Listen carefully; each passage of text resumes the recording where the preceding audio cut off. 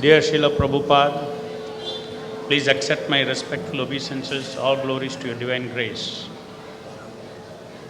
Yet another year has passed under the transcendental shower of your causeless mercy, the transcendental shower that cools the scorching heat of miseries of this.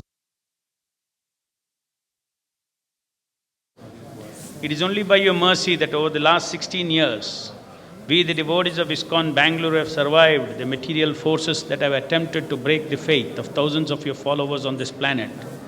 That the faith that your divine grace can be accepted as everyone's direct Sadguru, both primary, Siksha and Diksha Guru.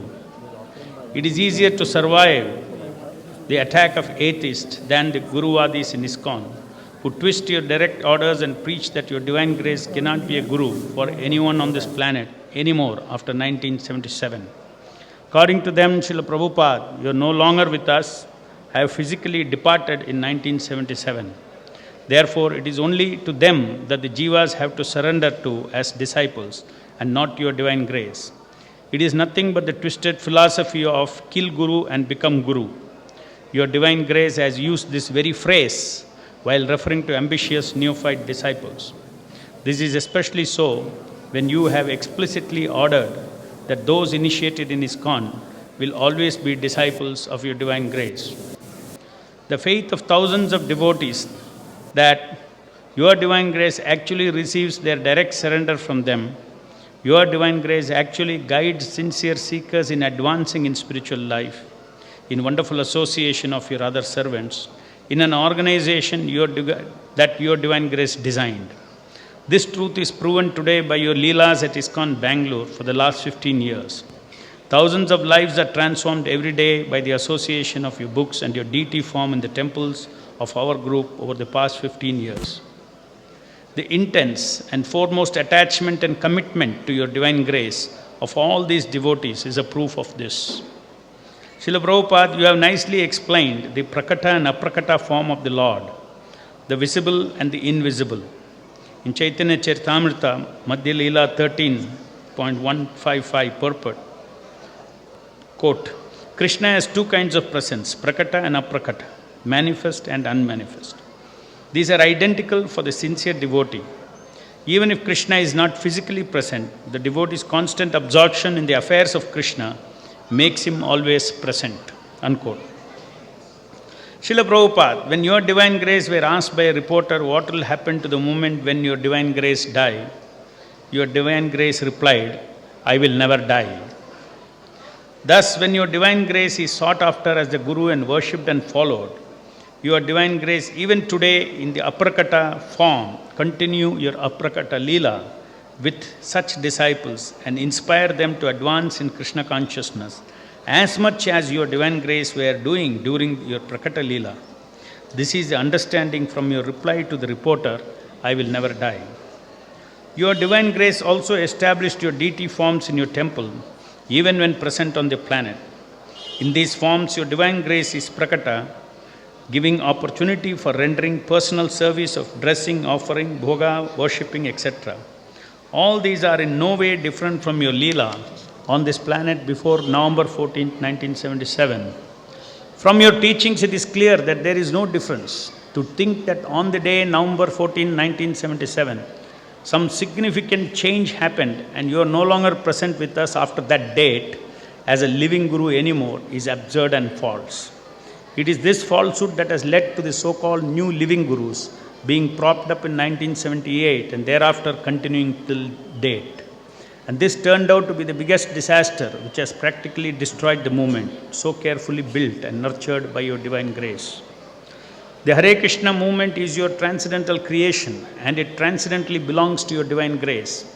It is your house in this world where your service to the Guru Parampara is conducted eternally through your disciples. Your divine grace has expressed your transcendental ownership of ISKCON by clearly mandating through written instructions that the words founder Acharya shall always be written below wherever ISKCON is mentioned. Your mandate through this instruction is crystal clear. It is your transcendental vision to prevent future generations of ambitious neophytes from assuming that since your divine grace is no longer physically present, It is time for the next person to fill your shoes in parampara and take over as acharya or spiritual successor. Promoting your divine grace as a Purva Acharya, directly or indirectly in ISKCON, is an act of constant offense, as it means your divine grace can be approached only through another current link with the present Guru. On 18/2/1976, your divine grace said in a room conversation, "After 80 years, nobody can be expected to live long. My life is almost ended, so you have to carry on, and these books will do everything." So it is very clear that your divine grace will continue to influence thousands of souls by being directly connected to them as their spiritual master. Your transcendental vision in setting up the ISKCON organization was to facilitate and give service to all your disciples for all future generations, as long as ISKCON exists, to become instruments in training and strengthening every spiritual aspirant's direct connection with your divine grace as their spiritual master, both Diksha and Siksha Guru, and thus continue your parampara. On this occasion, Srila Prabhupada, I would like to meditate on your glory of taking so many hardships for the preaching mission in this world and setting the example for future generation of disciples, the standard of hard work to spread Krishna consciousness. Srila Prabhupada, your life has demonstrated how one can express his love for his Guru. To develop that love for one's Guru, one has to sacrifice one's comfort for Guru's mission and vision. This means to take pains for his pleasure of expanding his spiritual mission on this earth. There is a tendency to think that perfection means that everything will go smoothly in this world and there will be no hardship. This principle of working hard by taking pains, even for fulfilling the Lord's mission, is nicely explained by your divine grace in the following purport. Quote, "In executing penance, one must be determined to return home back to Godhead and must decide to undergo all types of tribulations for that end. Even for material prosperity, name and fame, one has to undergo severe types of penance. Otherwise, no one can become an important figure in this material world. Why then are there several types of penance for perfection of devotional service? An easygoing life and attainment of perfection in transcendental realization cannot go together. The Lord is more clever than any living entity. Therefore, He wants to see how painstaking the devotee is in devotional service. That order is received from the Lord either directly or through the bona fide spiritual master, and to execute that order over painstaking. One who follows the principle rigidly is sure to achieve success in attaining the Lord's mercy." Anyone who reads this purport, unquote. Anyone who reads this purport will come out of the false idea that perfection of senses, body and mind, without any disturbance from any quarter. Your divine grace as the Acharya has taught us by your own example how to be well grounded by the emotional acceptance of the reality that troubles and pains are very much part of devotional service, and it is very natural. And devotees have to take up such austerities if any significant progress is to be made against Maya's plan to keep the jivas within her clutches. Situations that demand austerity in devotional service are great opportunities to purify our self-centered mentality. Your divine grace wrote to your disciple in 1970, "Kindly keep me informed of your activities at least twice a week. Otherwise, I become very much anxious, and due to my blood pressure, sometimes do not eat, do not sleep. I am just trying to organize a worldwide movement, not for any personal ambition, but to execute superior orders, and by the grace of Krishna, we are getting good encouragement. So I request my students to cooperate fully," unquote. So this is Acharya, one who sets standard by his own example. Your divine grace never taught an easygoing life. You spent sleepless nights in anxieties of organizing this worldwide movement for Lord Chaitanya. Your divine grace promised to take us back to Godhead, but instructed us all to lead a life of struggle for spiritual advancement and hard work to preach Lord Chaitanya's mission. Dedication and commitment to fulfill the order of one's Guru, even if it means fighting formidable forces against all odds, even if it means going to the courts. Your divine grace never settled to rest in material comforts or in the glory of your success while preaching in this world till your last breath. Preaching or practicing devotion service with such material ideas is just sense gratification, is just another deep anartha. Preaching mission in this world of Maya means dealing with opposing forces that are bound to attack, starting with our own body and mind.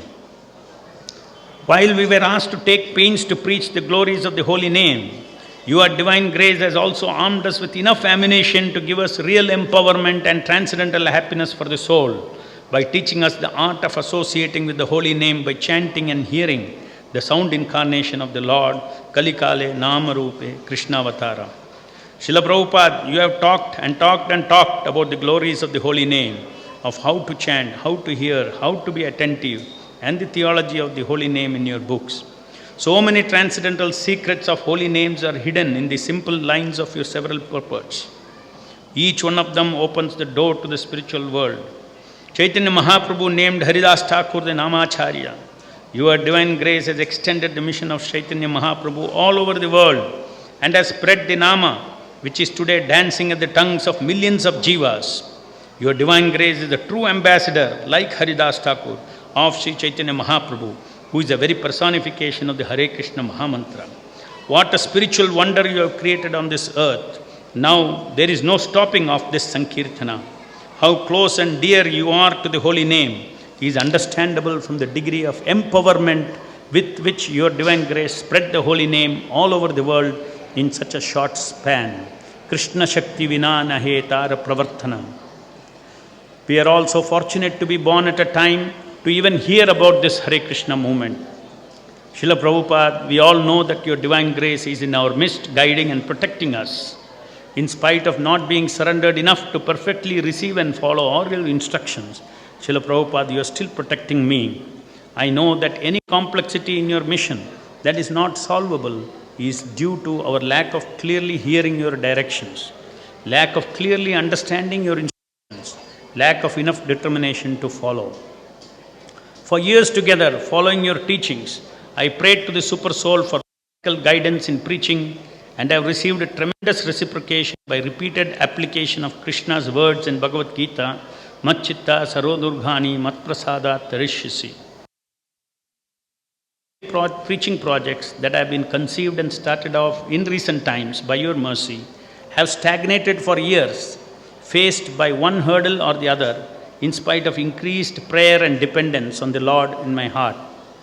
I understand that Krishna wanted to teach me something important, and until I learned this, he would not permit or sanction the progress of these projects.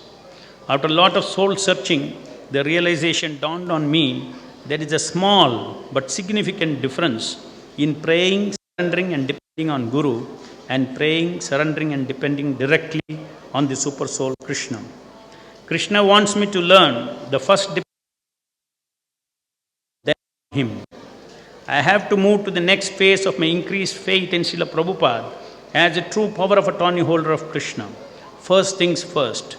That is the true purpose of Yasya Prasadat, Bhagavat Prasadat, Yasya Prasadat, Nagati Kutopi. Though I sing this every morning, yet I prayed to the Lord directly every day all these years.